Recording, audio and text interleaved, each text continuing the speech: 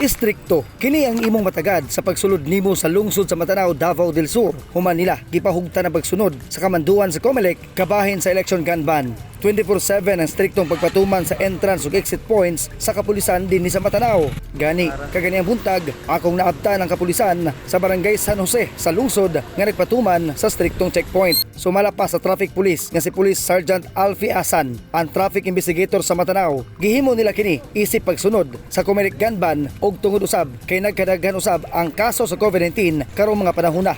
Ang purpose ani sir para ato ang masunod ma-implementar gyud ning COMELEC nga guidelines no, kanang labi na ning mga tao karon nga gagala-gala gyapon gadala og mga baril ug ang kaduha kaning mga violator sa atong 4136.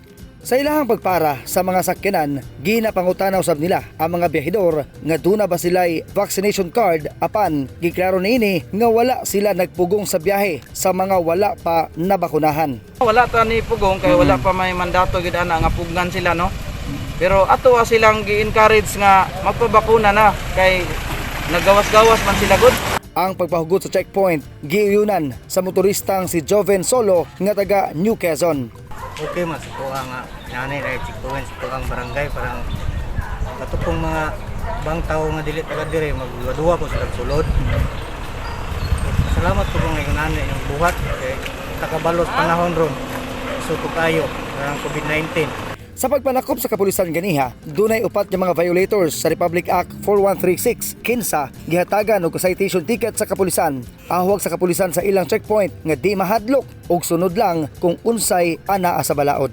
Ayaw mo kahadlok sa among checkpoint no nga pagabuhaton tungod kay ang mga personahe dinhi sa Matanao dili man mga abusado mo nagirespeto man namo ang inyong katungod og mopalo lang gid ta sa mga unsay guidelines sa checkpoint. Ginapasabot kanunay sa tunga kapulisan nga dili angay kahadlukan sa katawhan ang ginahimong random checkpoint.